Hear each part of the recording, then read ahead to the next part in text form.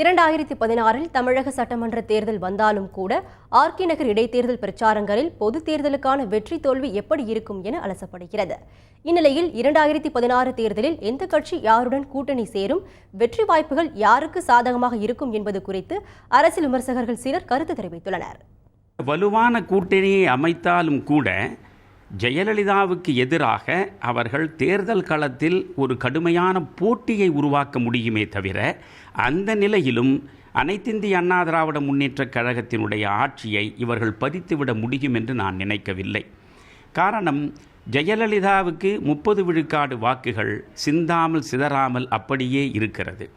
திராவிட முன்னேற்றக் கழகத்தை பொறுத்தவரையில் அதனுடைய வாக்கு வங்கி ஏற்கனவே சரிந்துவிட்டது. ஏறக்குறைய 20 விழுக்காடு வாக்குகள் இன்றைக்கு திராவிட முன்னேற்றக் கழகத்திற்கு இருக்கலாம். இந்த திராவிட முன்னேற்றக் கழகத்தோடு சேர்ந்து நிற்கக்கூடிய கட்சிகளின் பலம் என்ன என்பதைத்தான் நாம் கணக்கில் எடுக்க வேண்டும். அனைத்திந்திய அண்ணா திராவிட முன்னேற்றக் கழகத்தோடு ஒருகால் பாரதிய ஜனதா கட்சியும் சேர்ந்து நிற்குமானால் அதனுடைய வலிமை கூடுவதற்கான வாய்ப்பு இருக்கிறது. 2016 தேர்தலில் என்ன முடிவு வரும் என்று இப்போது யாருமே யூகித்து சொல்ல முடியாது.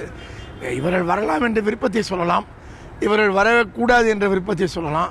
இதெல்லாம் தான் ஒருத்தர் சொல்ல முடியுமே ஒழிய இப்படித்தான் முடிவு வரும் என்று யாரும் சொல்ல முடியாது. நீங்கள் எவ்வளவு மிகச்சிறந்த தேர்தலை பற்றின கணிப்பாளராக இருந்தால் கூட அந்த கணிப்புகள் கடந்த காலங்களில் இந்திய அளவிலேயும் தமிழக அளவிலேயும் தவறாக போயிருப்பதை நாம் பார்க்கிறோம். ஆனால் அப்படிலாம் எதையும் கணிக்க முடியாது. ஆனால் தமிழர் மணியினுடைய கணிப்புகளை நான் ஏற்றுக்கொள்ளவில்லை. நிச்சயமாக கூட்டணி அமையத்தான் செய்யும். கூட்டணி கொள்கை அடிப்படையில் அமைவதல்ல. ஒவ்வொரு அரசியல் கட்சிகளின் லாபம் சீட்டு கணக்கின் அடிப்படையில் அமைவதுதான் கூட்டணி. உண்மையாக சொல்ல வேண்டால் அந்த கணக்கில் திமுக, தேமுதிக, காங்கிரஸ், புதிய தமிழகம், மதிமுக இவர்கள் ஒரு அணியாக வர வேண்டிய நிர்பந்தம் இருக்கிறது.